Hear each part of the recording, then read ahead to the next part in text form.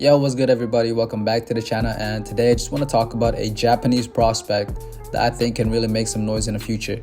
I'm talking about Aoi Yokoyama. I'm not sure if I'm pronouncing that right, but if I'm not, please feel free to correct me in the comments. But anyways, he actually just fought Gemiel Magramo this past weekend. He is a tough Filipino with a record of 30-4 with 23 knockouts, who himself has actually fought Anthony Olasquaga and Junto Nakatani. That was the first fight I've seen of Aoi Yokoyama, and guys, what can I say? I am very impressed. That was only his third fight, and he's already fighting somebody who has a record of 30-4 with 23 knockouts, a seasoned pro. And in fact, after the fight, I checked his box rec, and in his debut fight, he fought someone who had a record of 2-0. And for his second fight, he fought another Filipino who had a record of 13-3-2. So he's been matched tough. No hands out for him. In fact, this fight with Magramo was actually for a belt. It was the Oriental and Pacific Boxing Federation belt, which I believe is a highly regarded belt in Asia. But yeah, I've recently watched Kenshiro Teraji and Oscar Collazo, and I was wowed with them too, Then I went on to see a few other fights of theirs and did some research, and I found out that these guys are the real deal, you know what I mean? I personally think that Teraji is top 10 pound for pound right now. And I think Collazo has the potential to crack the top 10 as well in the future. So as I watch these guys, right, it got me thinking, who else is in the lower weight divisions that I don't know about? So, I scoured the internet to look for some names to follow, and Aoi Yokoyama was a name frequently mentioned. And now here I am making this video about the man. So yeah, as I mentioned before, he's currently 3-0. He's 23 years old and he's pretty damn good. From what I saw, he has a very good jab. He likes to work off the jab, right? He's very fundamentally sound. And one thing that I thought right away was that he's very mature in there. He fights very mature. He fights to his beat.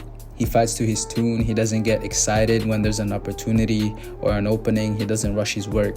I also saw him use some veteran tactics, like leaning on his opponent on clinches, especially in the later rounds when Magramo was clearly already fatigued. A standout to me, in my opinion, is his footwork. He's always on balance. He never overextends. He has tremendous footwork. In fact, he's great at finding his range. So you combined that with his footwork, he's really good at taking small steps back, just enough to make his opponent miss, or stepping in just enough to land his own shots. He changes his pace, his rhythm. One round he'll be flat-footed and fighting in the mid-range, and the next he'll be, more mobile, pot-shotting from the outside, controlling from the distance. He's also very, very well conditioned. This man was still nimble and spry, until the final bell in a 12-round fight. That is impressive for your third fight, you know what I mean? His output didn't drop, not one bit. So yes, he's very, very, very good, especially at 3-0. But he isn't perfect. I believe that though he does stay defensively responsible, he still gets hit. I think his head movement can definitely be improved, and maybe he can be a little bit meaner, because it looked as though Magramo was done. I think it was in the 11th and 12th rounds. Magramo looked like he had nothing left. He was just willing himself to not get stopped. I thought that if Yokoyama had just stepped on the gas a little bit more, he could have gotten him out of there, especially after seeing how much he still had left in the tank at the end of the fight. But nevertheless, I'm still very impressed. I don't know how many times I have to say that. I think he's gonna do great things in the future. He looks good at Superfly. He doesn't look thin or drained. He doesn't look small. He looks healthy.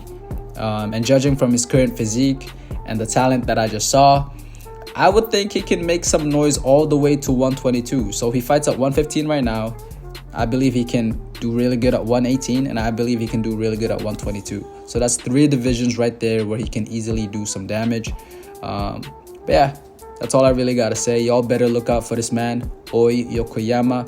I believe you're gonna hear his name a lot in the coming years.